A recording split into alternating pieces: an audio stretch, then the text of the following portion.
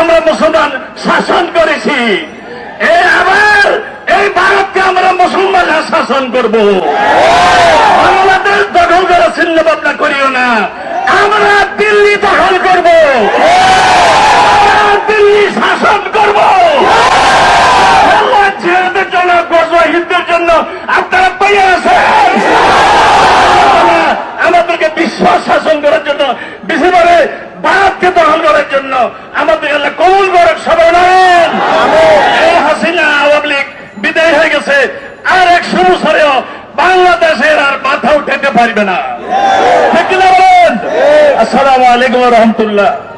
সংগ্রামী তাওহীদি জনতা, দর্শক আপনারা দেখতে পাচ্ছেন এই মুহূর্তে বাইতুল মুকাররমের উত্তর গেটে হেফাজতে ইসলামের হাজার হাজার নেতাকর্মীরা রয়েছেন।